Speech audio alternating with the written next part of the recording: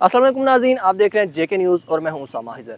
नाज़रीन, आज आलम इस्लाम में ईद उल अज़हा मज़हबी जोश व जज्बे के साथ मनाई जा रही है और इस वक्त सुबह का वक्त है। जहां जहां मुसलमान बसते हैं वहां पर इस वक्त नमाज ईद के इज्तिमा मुनक्किद किए जा रहे हैं और नमाज ईद अदा की जा रही है।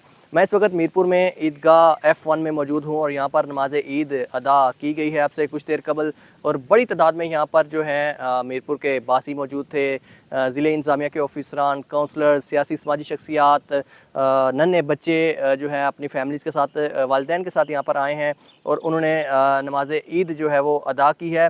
नमाज ईद का सबसे बड़ा इज्तिमा जो है ये इस वक्त मीरपुर में ईदगाह F1 शरीफ में था, और इसके अलावा शहर की जो छोटी बड़ी मसाजिद हैं, दरबार खड़ी शरीफ है, इस्लामगढ़, डडियाल और गिरदनवा के जो इलाके हैं वहाँ पर भी नमाज ईद अदा कर दी गई है।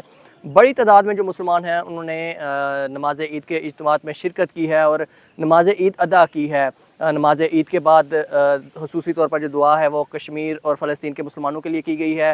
पाक फ़ौज की जो कामयाबी है भारत के ख़िलाफ़, उसके लिए यहाँ पर दुआ की गई और इसके अलावा पाकिस्तान की सालमियत और सरबुलंदी के लिए दुआ की गई है। जिसके बाद जो मुसलमान हैं उन्होंने एक दूसरे को गले मिलकर जो ईद है उसकी मुबारकबाद दी है, और इसके बाद ये यहाँ से मुसलमान जो हैं कब्रिस्तान की तरफ जो है रवाना हो गए हैं। उनके जो प्यारे इस दुनिया से गुजर चुके हैं उनकी कब्रों पर फातेहानी के लिए, उनकी दुआए मग़फ़िरत के लिए जो है कब्रिस्तानों का उन्हें रुख किया है। जिसके बाद नमाज ईद के बाद जो है सुन्नत इब्राहिमी का जो फ़र्ज़ है उसको अदा किया जाएगा और जो मुसलमान हैं वो कुर्बानी करेंगे और आज के दिन को जो है भरपूर तरीके से मनाएंगे। आज दिन भर जो है कुर्बानी जो है वो की जाएगी और मीरपुर में आज ईद उल अज़हा जो है वो मज़हबी जोश व जज्बे के साथ मनाई जा रही है। उसामा हिजर, जेके न्यूज़, मीरपुर, आज़ाद कश्मीर।